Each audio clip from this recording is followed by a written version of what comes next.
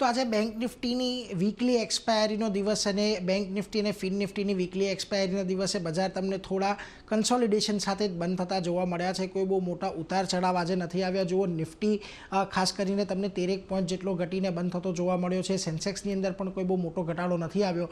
Nifty bank પર તમને આજે લગભગ 55 પોઈન્ટ જેટલો ઘટાડો સામાન્ય તમને આજે નોંધાયો છે, પરંતુ આજના દિવસે તમને મિડ કેપ અને સ્મોલ કેપની અંદર એક સારી એવી તેજી જોવા મળી।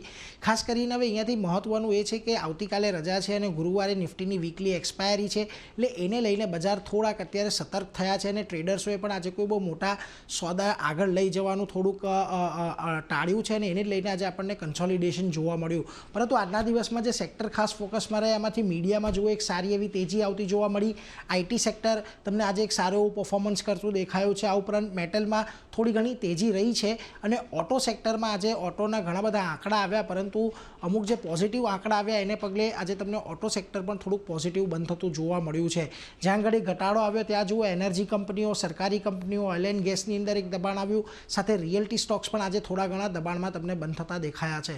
ખાસ કરીને નિફ્ટીના ફ્રન્ટ પરથી તમે જોઈ લો તો તમને આજે ટેક મહિન્દ્રાના સ્ટોકમાં સારી એવી તેજી આવતી જોવા મળી। CLSAનો એક રિપોર્ટ આવ્યો હતો, બુલિશ રિપોર્ટ હતો ટેક મહિન્દ્રા પર, જેને પગલે આજે તમને લગભગ 3% તેજી આવી। આ ઉપરાંત M&Mના જે આંકડા આવ્યા છે એ આંકડા ઘણા સારા આવ્યા છે સપ્ટેમ્બર ઓટો વેચાણના, અને અહીંયાથી જે આવનારી સિઝન છે ફેસ્ટિવલની ત્યાં પણ સારી માંગ રહે એની એન્ટિસિપેશનમાં એક ત્યાં તેજી જોવા મળી રહી છે।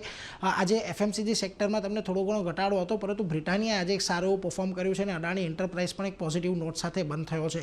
ખાસ આજે જે ઘટાડો આવ્યો એમાં ઇન્ડસઇન્ડ બેંકનું એક કાઉન્ટર હતું કે જ્યાં આગળ લગભગ 2.5%નો ઘટાડો આવ્યો। આ ઉપરાંત તમને ONGC, એશિયન પેઇન્ટની અંદર ઘટાડો દેખાયો અને બજાજ ઓટોના કાઉન્ટરમાં આજે તમને થોડીક નરમાશ જોવા મળી છે જે નંબર્સ આવ્યા છે એના બાદ। મિડ કેપના ફ્રન્ટ પરથી આજે તમને જે સારી તેજી જોવા મળી એમાં પોલિસી બજાર આજે ફરી એક વખત તેજીમાં આવતું દેખાયું છે। BB ફિનટેકનું કાઉન્ટર આજે 6.5% જેટલું વધ્યું છે। આ ઉપરાંત તમને પેટીએમ, પોલીકેબ અને BSE જેવા કાઉન્ટરમાં પણ ફરી એક સારો એવો બસ ક્રિએટ થતા જોવા મળ્યો।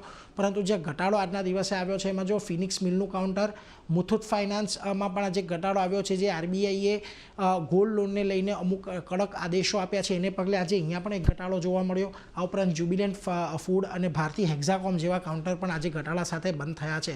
ઓવરઓલ આજના બજારની અંદર તમને સમાચાર સ્પેસિફિક થોડી મુવમેન્ટ્સ વધારે જોવા મળી, પરંતુ ઇન્ડેક્સના ફ્રન્ટ પર એટલી કોઈ બહુ મોટી મુવમેન્ટ આવી નથી। ચોક્કસથી નિફ્ટી 25,800ના એક મહત્વના સપોર્ટની નીચે બંધ થયું છે। નિફ્ટી બેંક 53,000ની નીચે આપણે સતત બીજા દિવસે બંધ થતું દેખાયું છે, પરંતુ હવે અપેક્ષા અહીંયાથી એ જ છે કે ગુરુવારે જે આપણને એક્સપાયરી આવવાનું છે, એક્સપાયરી પહેલાં ટ્રેડર્સ કોઈ બહુ મોટા સોદા લેવા નહોતા માગતા, કારણ કે આ 2 દિવસ દરમિયાન આપણને અમેરિકામાં પણ મહત્ત્વના આંકડા આવવાના છે, એટલે એ આંકડાઓને પગલે કોઈક મોટો ઉતાર ચઢાવ આવી જાય એને પગલે આજે બજાર થોડાક કન્સોલિડેશનમાં અને સતર્કતા સાથે આપણને બંધ થતા જોવા મળ્યા છે।